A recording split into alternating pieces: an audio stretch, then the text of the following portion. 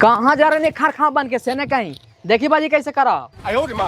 तू ऐसे करत रहल करल कराई रे मर्जी में कात को लड़ लड़ कैसे ने कहीं ई काहे हमरे साथे ऐसे करे हो बाजी समझा लहा खाना बना करके देवे करे हो कपड़े धो करके देवे करे हो तइयो हमरे से लड़ा हो साला काहे लगे लड़ाई रे तोर मत्ती खराब हो गलो है।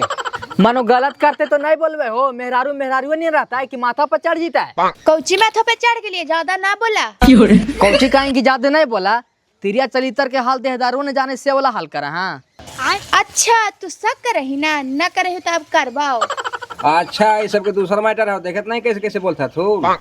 सिखावा ही हमरा 16 चूहा खा के बिलैया चलल हाथ पर से वाला हाल करही। तू कहा ही ना जितना प्यार तोरा से हम कर रही हो ना हनुमान जी नहीं सीना चीर के दिखा देती हो। भाई खाची हमरा से तू प्यार करही से हमू जाना इसलिए तोर फोन दिन रात बिजी बतावा हो।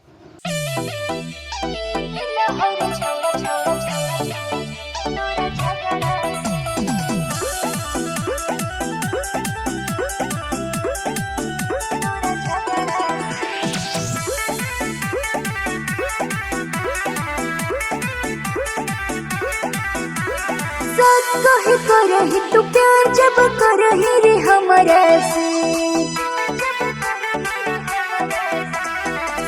कहे करही तू प्यार जब करही रे हमरा से हाँ हाँ हमरा से ई मिला हर छोड़ा तोरा झगड़ा से ई मिला हर छोड़ा तोरा झगड़ा से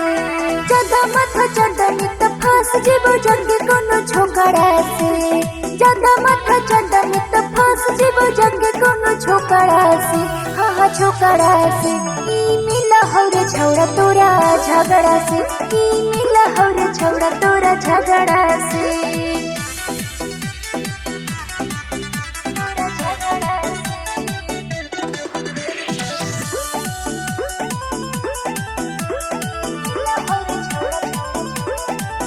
आगे कौना मर्द से भी पड़ गई पाला एक रहनिया से दिलवा दुखाला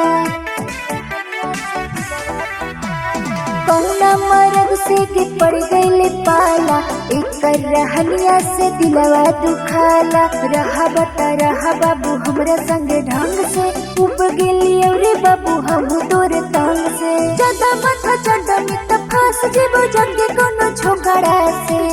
ज्यादा माथा चढ़नी तो फंस जेबो जंगे कोनो झगड़ा से हाँ हाँ झगड़ा से की मिला हर छोड़ा तोरा झगड़ा से की मिला हर छोड़ा तोरा झगड़ा से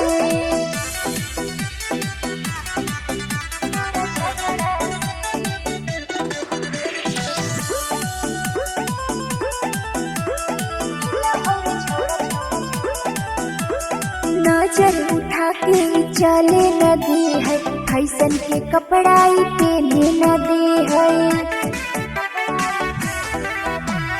नजर उठा के चले न दे है फैशन के कपड़ाई पहने न दे है निकले न दे है बाहर कभी ओई घर से अंगन में बैठा रही काहे तो डर से रूप से बरून बाबू अंजन के दूर करल भड़ा से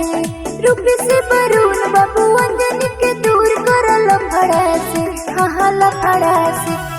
मिला हर छोड़ा तोरा झगड़ा से मिला हर छोड़ा तोरा झगड़ा से।